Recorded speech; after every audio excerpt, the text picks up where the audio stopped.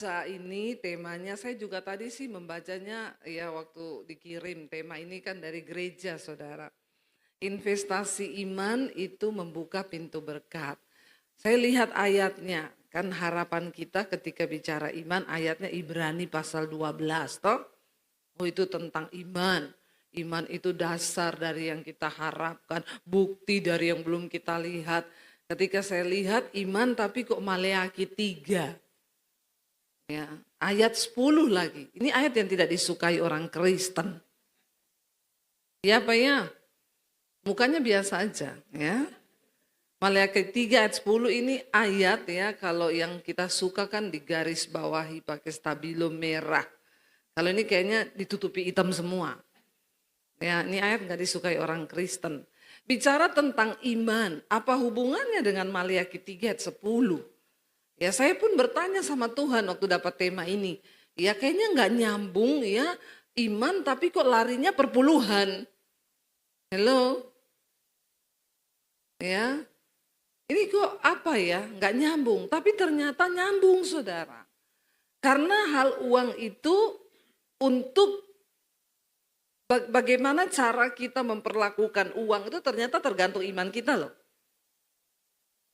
Orang yang tidak beriman tidak mungkin bisa menyerahkan keuangannya kepada Tuhan. Karena dia tidak beriman. Tapi sebaliknya orang yang beriman pada Tuhan, dia berani menyerahkan seluruh keuangannya kepada Tuhan.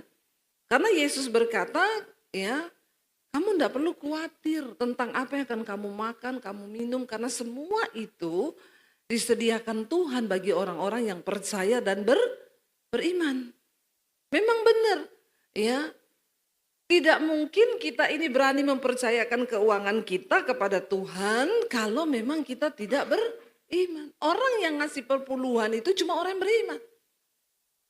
Amin. Karena kalau dia tidak beriman, tidak mungkin dia kasih.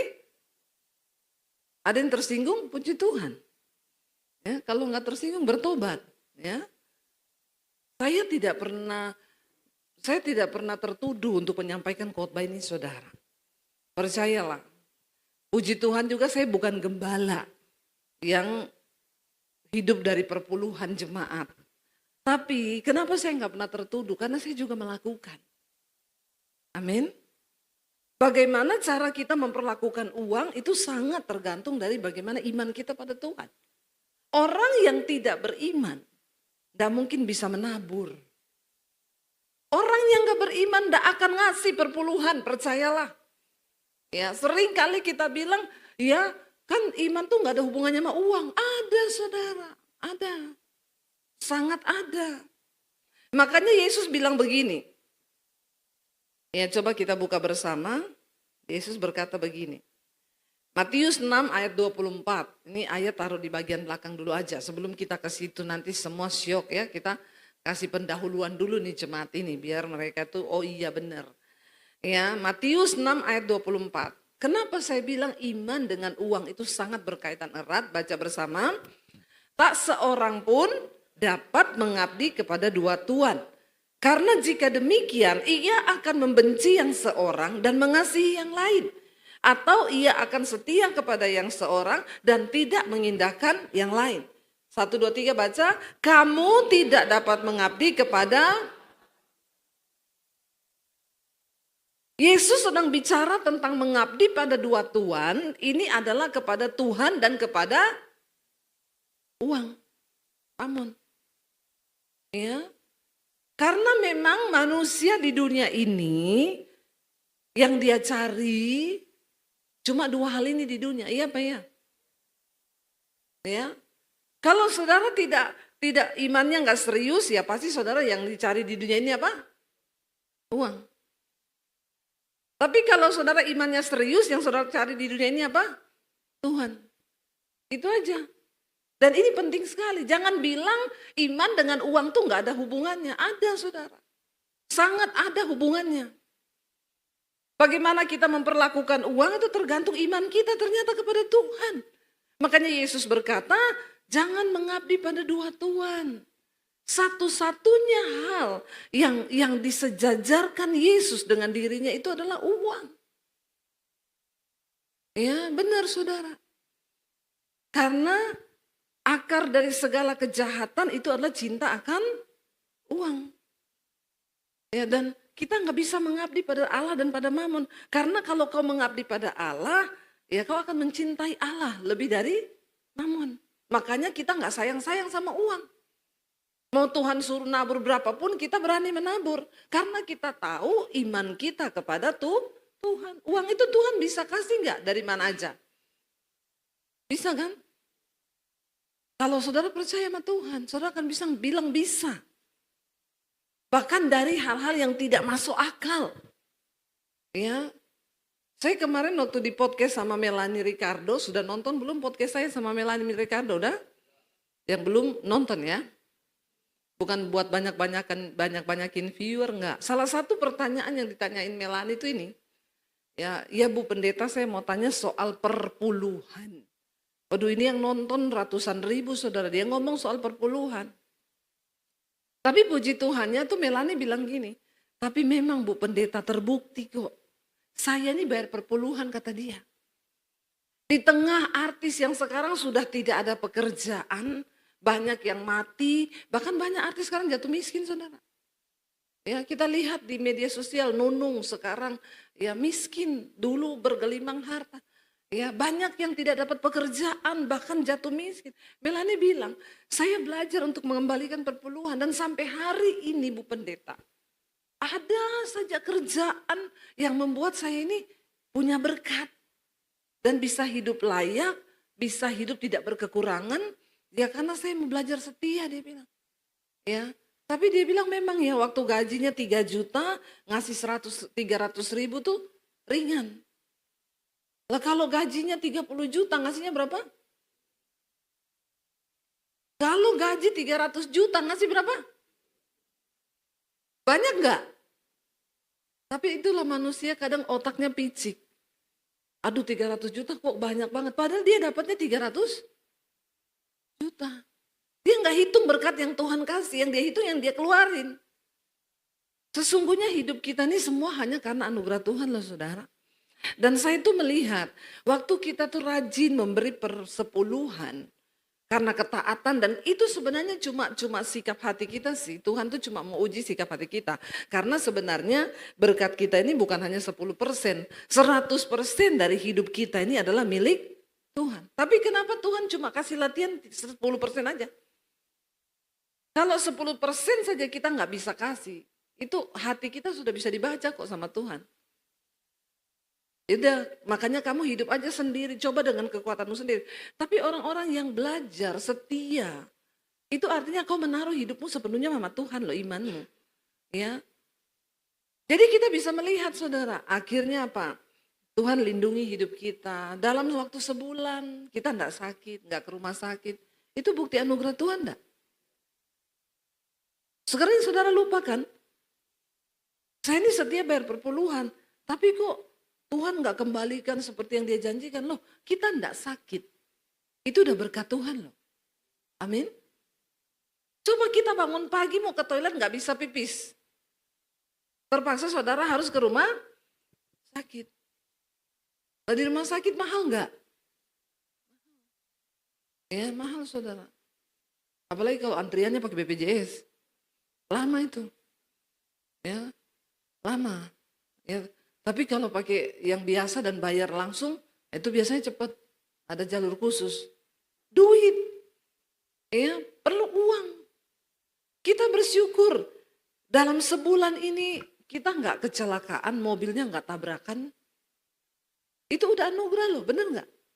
Ya, kalau mobil kita rusak atau tabrakan, kita harus keluarin duit lagi.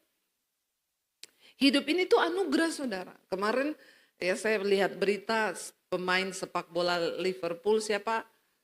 Diego Jota ya meninggal. Jadi saya baca dia baru tanda tangan kontrak ya dengan Liverpool pemain bola itu 50 juta euro. Hitung sendiri tuh saya enggak tahu berapa. Pasti banyak ya pemain bola ya. Ini bukan pemain takraw. Takraw di Indonesia ini pemain bola saudara. Dan dia harus ke Inggris apa mana itu untuk masuk pelatihan. Karena dia barusan berobat, dokter melarang dia naik pesawat. Karena itu berbahaya untuk tekanan udara di kabin dengan pengobatan yang lagi dia jalani. Mungkin pendengaran atau apa gitu. Jadi tidak boleh naik pesawat. Dokter suruh dia harus naik kapal laut. Menempuh 31 jam perjalanan. Akhirnya dia mau ke pelabuhan, ya naik mobil Lamborghini. Berdua. Di jalan waktu mau menyalip mobil lain, mobilnya pecah ban, meledak. Lalu dia terlempar, ya begitu meledak bannya, mobilnya pun ikut meledak. Jadi belum sempat keluar dari mobil, mati terpanggang di dalam. Kakak adik dua-duanya pemain bola. Baru tanda tangan kontrak 50 juta euro. Ya kalau dia tahu dia mau mati naik mobil itu, ya mending naik pesawat toh. Ya enggak? Dokter kan suruh dia hindari pesawat. Karena bahaya buat keselamatan, kesehatannya. Ya, jadi naik mobil aja, walaupun harus 31 jam ditempuh. Tapi dia memilih itu. Ya mungkin kalau naik pesawat, ya enggak terjadi kan. Tapi kan inilah hidup. Baru tanda tangan kontrak 50 juta euro, banyak itu. Ya, uang dia dapatkan besar. Tapi kalau Tuhan bilang selesai hidupnya, kita bisa apa? Baru dapat uang. Bagaimana kita memperlakukan uang, saudara, itu sangat tergantung dari iman kita. Ternyata salah satu ketaatan dari iman itu bicara tentang persembahan persepuluhan. Kalau kita lihat di Maleakhi ini, coba kita balik tadi Maleakhi pasal 3, saudara. Saya mencoba membaca, ini sebenarnya ayat tentang apa sih? Kalau saudara percaya atau tidak, Maleakhi 3 dari atas tuh bicara tentang hari kedatangan Tuhan. Terus apa hubungannya dengan persembahan persepuluhan? Ya, kita baca dulu deh supaya kita nggak salah mengerti tentang ayat ini. Maleakhi 1, saudara. Maleakhi 3 ayat 1 dulu kita baca. Karena tidak afdol kalau kita baca ayat itu di satu perikop cuma satu ayat tok. Kita nggak ngerti nih, ini tentang membahas tentang apa ini. Ya, Maleakhi 3 ayat 1. Lihat, aku menyuruh utusanku, ku besar utusan Tuhan, supaya ia mempersiapkan jalan di hadapanku dengan mendadak. Tuhan yang kamu cari itu akan masuk ke baitnya. Malaikat perjanjian yang kamu kehendaki itu sesungguhnya ia datang, firman Tuhan semesta alam. Ini bicara tentang kedatangan Tuhan. Ayat 2, baca bersama. Siapakah yang dapat tahan ya akan hari kedatangannya, dan siapakah yang dapat tetap berdiri apabila ia menampakkan diri, sebab ia seperti api tukang pemurni logam dan seperti sabun tukang penatu. Ya, ayat yang ketiga, ia duduk seperti orang yang memurnikan dan mentahirkan perak, dan ia mentahirkan orang Lewi, menyucikan mereka seperti emas dan seperti perak, supaya mereka menjadi orang-orang yang mempersembahkan korban yang benar kepada Tuhan. Jadi ternyata saudara, salah satu yang akan Tuhan murnikan kepada umat Tuhan menjelang kedatangannya itu adalah soal persembahan. Kenapa ya? Saya juga waktu baca kaget loh, saya kaget. Saya baru kali ini membaca secara utuh pasal ini.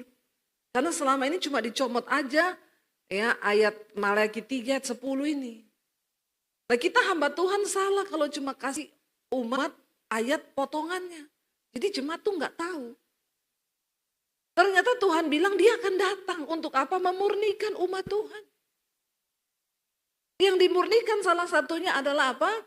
Ya, ayat 3 berkata, ia duduk seperti orang yang memurnikan dan mentahirkan perak, dan ia mentahirkan orang Lewi, menyucikan mereka seperti emas dan seperti perak, supaya mereka menjadi orang-orang yang mempersembahkan korban yang benar kepada Tuhan.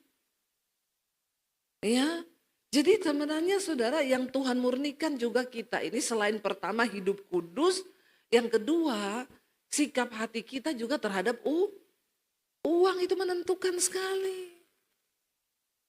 Ya, kemurnian hati itu Tuhan cari.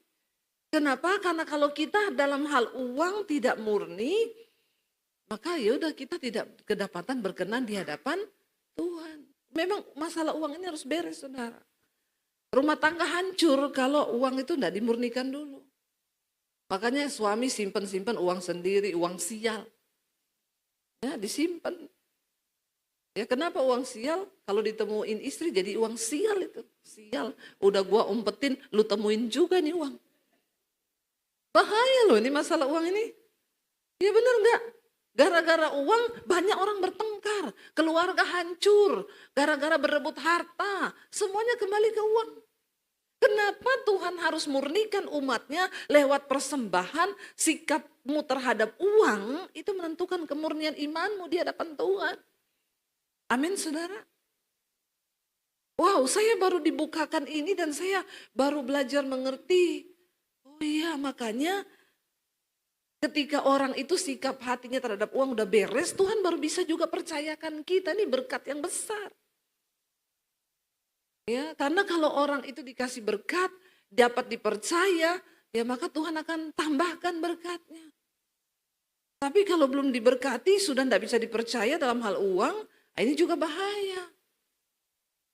Ya, mari kita berusaha untuk ya sungguh-sungguh memiliki kemurnian dalam hal uang. Setidaknya kita belajar dulu dalam hal perpuluhan. Ngasih lebih tidak apa-apa, amin. Daripada kurang. Apalagi tidak kasih.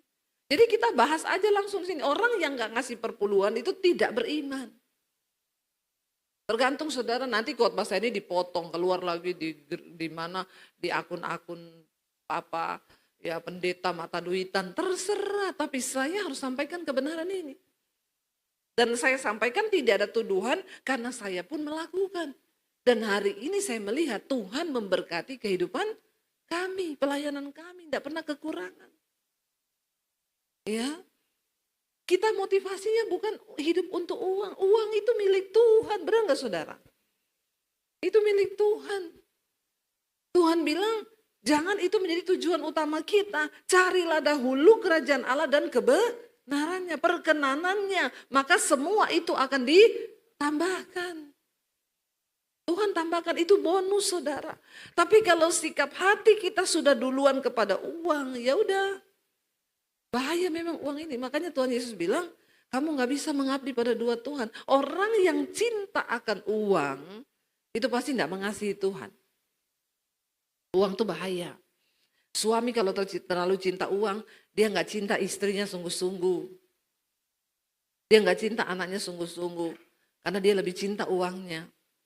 Ya, demikian juga sebaliknya istri yang terlalu cinta uang, ya pokoknya motivasinya uang, dia nggak cinta suaminya sungguh-sungguh. Ada uang abang sayang, tidak ada uang abang ditendang. Ya itu terjadi saudara. Banyak orang saling bunuh, saling ini gara-gara uang. Uang ini ngeri sekali ternyata. Ya, kenapa para pejabat jadi koruptor? Karena cinta akan uang. Bayangkan ditemukan 1 triliun uang ya. Itu uang loh 1 triliun. Uang loh. Ya, kita jualan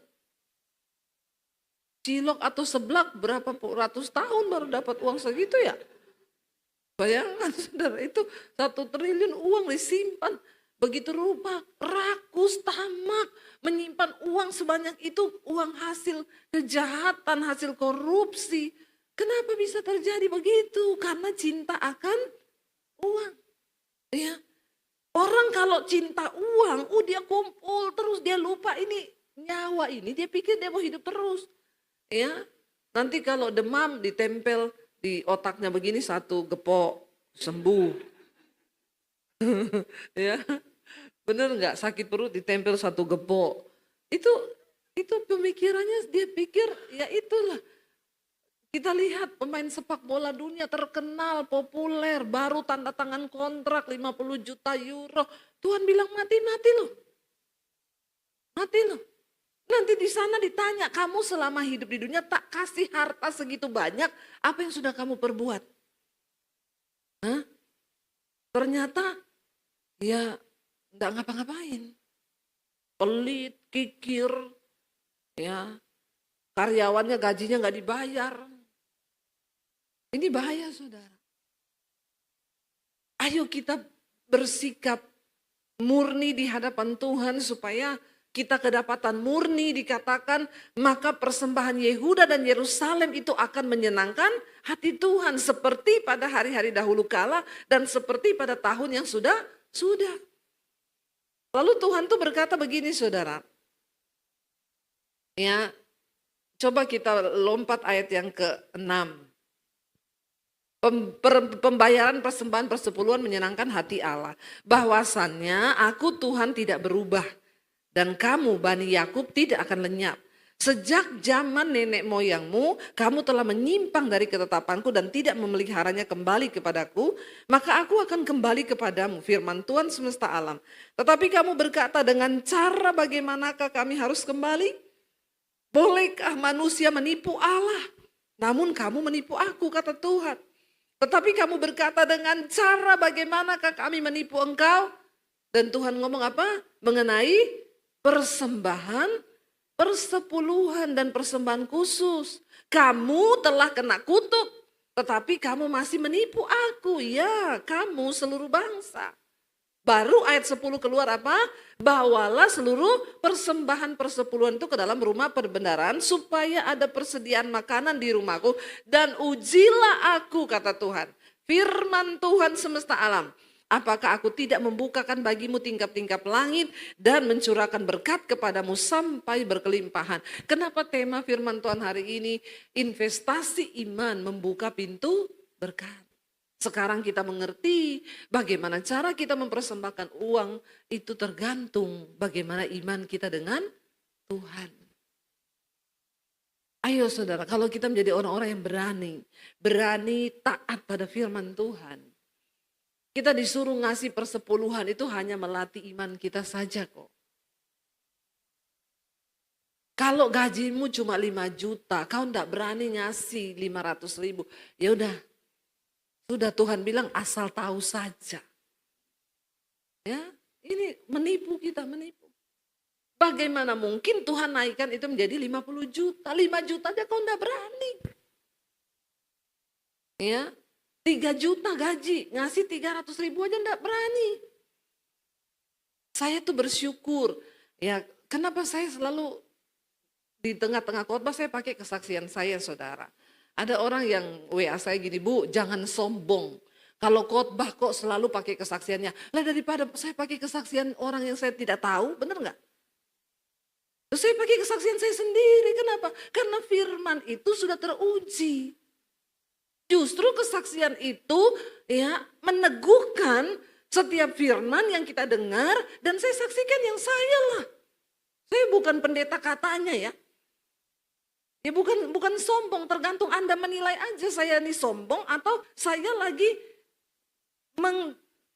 mengiyakan firman Tuhan itu benar-benar terjadi. Ya, bukannya sombong saudara, tapi kita menceritakan yes bahwa firman Tuhan itu terjadi. Makanya Rasul Paulus pun juga kan dia menulis surat-suratnya. Saudara, jadikanlah aku teladanmu. Lah sombong Rasul Paulus. Ya enggak? Kalau kita menilainya dari kacamata, kok sombong banget jadikan aku teladan? Rasul Paulus cerita, aku ini karam kapal karena nama Yesus. Aku mau dibunuh karena nama Yesus. Belajarlah dari teladanku, belajarlah dari kesetiaanku. Lah kenapa? Terus kita mau bilang dia sombong? Enggak, itu karena dia sudah mempraktekkan firman Tuhan. Saya tuh bersyukur saudara. Dari awal saya percaya Tuhan Yesus. Saya benar-benar menaruh iman saya kepada Tuhan. Saya benar-benar percaya bahwa Tuhan itu hidup. Karena Alkitab bilang begini. Kalau engkau sudah berpaling kepada Allah, memandang kepada Allah, harus benar-benar percaya kepada Tuhan. Karena tanpa iman tidak mungkin orang berkenan kepada Tuhan. Lah ikut Tuhan dan beriman, udah nggak masuk sket. Tidak akan pernah melihat janji Tuhan. Tidak akan pernah melihat janji kelimpahan firman Tuhan itu tidak mungkin. Jangan salahkan Tuhan. Seringkali kita orang Kristen, Tuhan tuh kok bagaimana ya, saya sudah gini, udah berdoa. Tapi hei kau kena kutuk. Karena soal uang kau tidak jujur dengan Tuhan. Tuhan bilang kau sudah kena kutuk.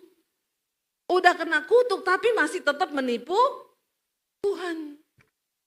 Jadi sebenarnya saudara, memang saya baru mengerti ternyata banyak orang itu mengaku percaya tapi cuma sedikit yang beriman.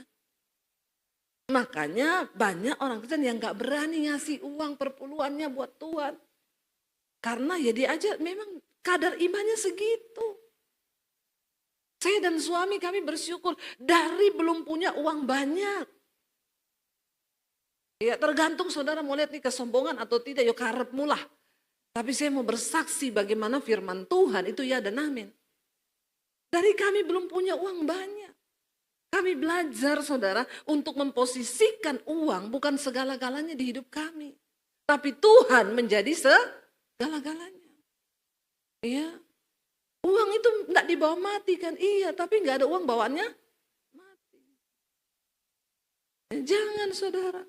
Kalau imanmu sama uang ya engkau akan berkata begitu. Saya bersyukur Tuhan bentuk saya dari awal ketemu Tuhan Yesus.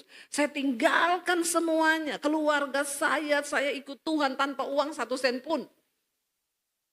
Dan tidak pernah sedikit pun di mulut saya berkata, di mana Tuhan? Kenapa ikut Tuhan jadi susah, jadi begini? Saya tadinya tinggal di rumah enak, semua kebutuhan saya dicukupi, keluarga, pembantu banyak di rumah. Tapi waktu saya terima Yesus, ya bukan dari nol, dari minus saya memulai. Tapi apakah Tuhan itu mati? No, dia Tuhan yang hidup. Dia lihat sikap hati kita. Sehingga ketika kami diberkati, saya juga menikah dengan suami saya, sama sekali nggak lihat kayanya dia, hartanya dia. Ya karena memang saya menikah dengan suami saya itu nggak ada apa-apanya, papahnya pas bangkrut. Ya, jadi nggak ada apa-apanya. Sampai kami menikah saya bilang nggak usah pesta, yang penting pemberkatan aja. Makan Indomie di gereja udah cukup. Ya, karena pernikahan itu esensinya bukan di resepsinya, tetapi di pemberkatannya. Ya, saya memilih suami saya, saudara. Kami memulai dari minus bersama dengan Tuhan. Dan kami bersyukur kita melihat Tuhan tuh di atas segala-galanya. Jadi uang itu bukan sesuatu yang utama bagi kami. Apakah kami nggak perlu uang? Perlu uang. Sangat perlu. Tetapi kami menempatkan Tuhan di atas segala-galanya. Sehingga ketika kami nggak punya uang pun, ya saya pernah bersaksi, saudara dengar, tinggal punya 50.000, ada orang datang pinjam 50.000, 23 tahun yang lalu, anak saya masih baby, besok nggak ada susu. Kenapa saya bisa melakukan itu? Karena iman saya sama Tuhan, bukan sama uang. Kalau iman saya sama uang, saya nggak akan berani kasih. Kita berhikmat loh, besok aja kita juga nggak ada duit ini, cuma tinggal 50.000, janganlah suruh dia cari sama orang lain. Itu Tuhan bilang kasih, dan saya berani kasih, karena iman saya sama Tuhan. Saya percaya kalau kita beriman sama Tuhan, Tuhan bisa kasih kan, dengan cara bagaimana, besoknya benar di sama Tuhan. 50.000 digantinya berapa? 100.000? No, 10.750.000 besoknya, 23 tahun yang lalu. Apakah saya sudah berpikir, besok saya dapat berkat itu? No, saya belum lihat itu. Dan saya tidak tahu itu. Saya kan nggak tahu kalau besok saya akan ketemu Bapak itu. Dan dia bilang, Tuhan suruh saya memberkati kalian. Saya nggak tahu kenapa, tapi Tuhan bicara. Saya baru kali ini loh begini.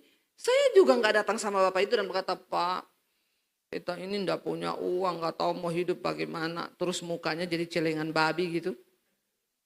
Banyak orang sekarang susahnya dikasih lihat. Nggak punya duit ketemu orang, muka berubah jadi celengan babi. Biar diisi. Bertobat, nggak usah. Nggak penting, kau nggak usah cerita susahmu sama orang. Karena enggak semua orang pengen tahu susahnya kita. Tapi Tuhan selalu ada bagi orang-orang yang setia dan mengandalkan Dia. Amin. Nangis aja sama Tuhan. Ya, enggak perlu cerita ke orang, enggak perlu cerita sama saudara, enggak perlu cerita ke ipar. Ada orang-orang yang jenis-jenis begini nih, saya juga malas ketemu orang begini. Ya, kalau ketemu itu energinya negatif terus. Ya, belum apa-apa sudah. Kenapa muka begitu? Asam lambung naik. Kenapa asam lambung? Ya beginilah hidup. Besok jatuh tempo, nggak ada uang di tangan. Saya ketemu orang itu tak tinggal loh saudara. Nggak tergerak, saya tak tinggal. Ini orang nggak mengandalkan Tuhan. Susahnya dicerita sama orang. Terkutuklah orang yang mengandalkan manusia. Ya, dan orang-orang begitu pasti nggak bayar perpuluhan, makanya hidupnya susah. Karena kau nggak beriman. Saya nggak usah panjang lebar, itu aja saudara. Jadi tolak ukur bagi kita hari ini. Ya, bagaimana cara kau memperlakukan uang? Ternyata itu tergantung imanmu kepada Tuhan. Ya, makanya ketika kami disuruh Tuhan bangun sekolah misi itu, ya terserah juga ini orang mau bilang sombong, bilang aja nggak apa-apa. Saya berjanji semua untuk kemuliaan Tuhan. Kami belum kaya raya saudara. Untuk bangun sekolah misi pertama saya taruh uang 2 miliar loh yang kami dapat dari YouTube. Saya sudah punya uang puluhan miliar? Enggak punya saya. Tapi karena Tuhan suruh, saya bilang uang mah gampang kalau Tuhan mau kirim bisa, kasih aja taruh. Kan lebih enak saya pergi ke Plaza Indonesia buat beli tas mahal gitu kan, biar dilihat orang kan. Tapi enggak. Ya. Saya ketemu teman pengusaha aja dia bilang, "Bu, saya gila loh ibu tuh, saya nih lebih kaya dari ibu, tapi saya nggak berani kayak ibu." Iya, di mana hartamu berada, di situ hatimu berada. Baca ayat yang terakhir ya sebelum selesai, ini waktunya udah habis. Kita baca satu ayat, ya Matius 6 ayat 20 sampai ayat 21.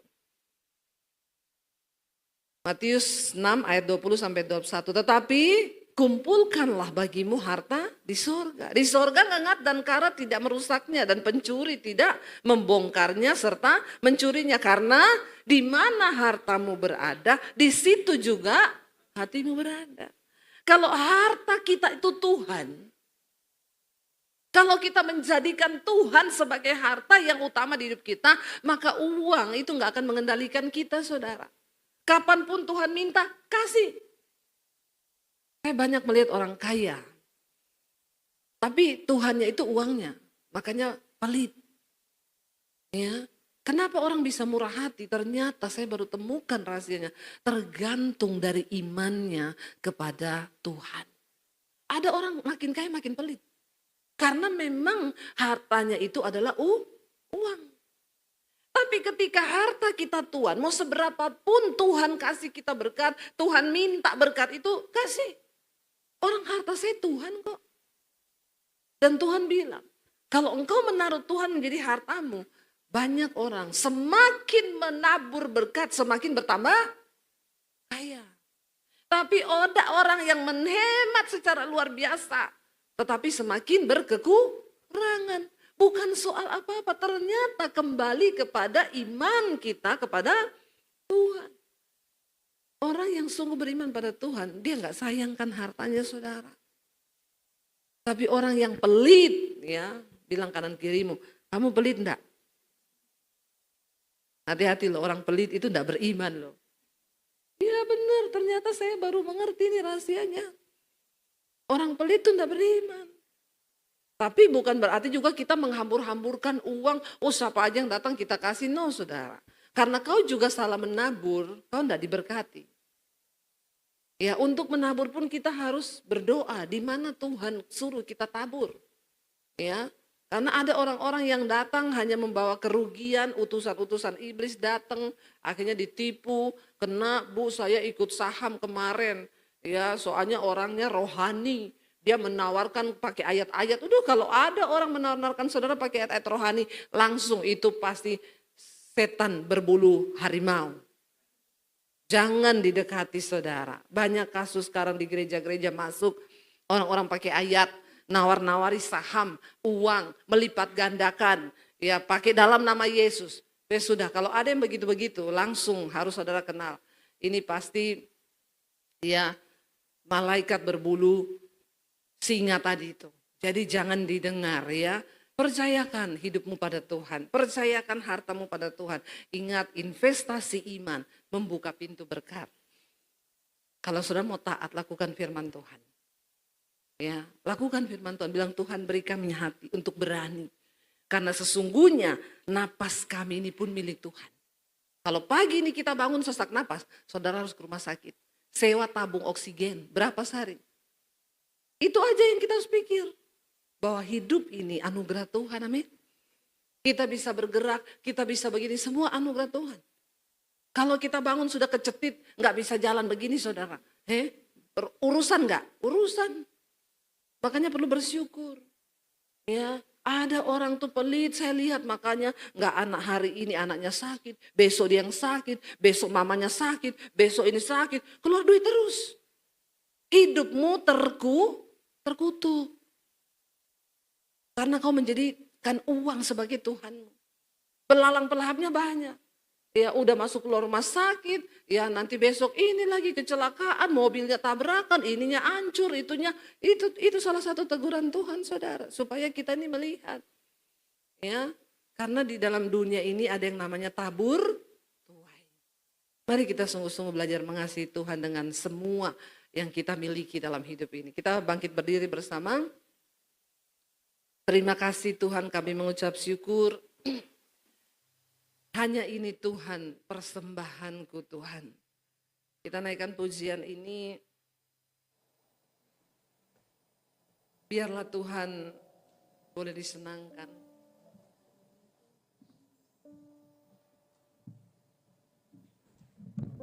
Mari persembahkan seluruh hidup kita di hadapan Tuhan saudara. Karena semua yang kita punya itu berasal dari Tuhan. Terima kasih Tuhan. Katakan bersama pujian ini, angkat tanganmu di hadapan Tuhan. Hanya ini Tuhan, persembahanku, segenap hidupku, jiwa dan ragaku, sebab tak ku miliki harta kekayaan yang cukup berarti untuk ku persembahkan. Hanya ini Tuhan, persembahanku. Terimalah Tuhan, persembahanku. Pakailah hidupku sebagai alatmu.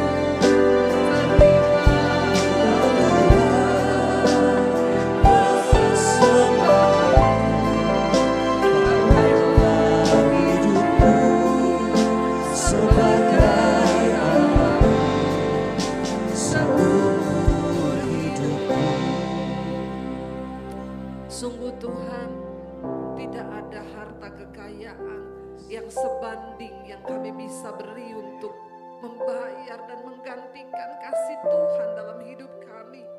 Kami sehat, anak-anak kami sehat, kami boleh hidup layak, itu semua karena anugerah Tuhan. Ajar kami memiliki iman yang teguh kepada Tuhan, sehingga kami dapat memposisikan uang, harta, kekayaan sesuai dengan kehendak Tuhan dalam hidup kami. Ajar kami taat, setia, mengembalikan 1/10 yang Tuhan sudah beri. Itu tidak seberapa kalau dibandingkan dengan kasih dan penyertaan Tuhan. Pakai hidup kami untuk menyenangkan hati-Mu ya Bapa. Terima kasih Tuhan buat hari ini. Kesehatan, kekuatan yang Tuhan berikan, kami bersyukur Tuhan. Karena itu sekali lagi kita mau katakan di hadapan Tuhan, angkat tangan sungguh sebagai ucapan syukur kepada Tuhan. Katakan, hanya ini Tuhan, kami percaya persembahan kami buka hati dan tanganmu Bapak Ibu. Terimalah berkat dari Allah Bapa, cinta kasih dari Tuhan Yesus Kristus, penyertaan Allah Roh Kudus yang akan memenuhi hati dan hidupmu mulai hari ini, bahkan sampai kali yang kedua Tuhan Yesus datang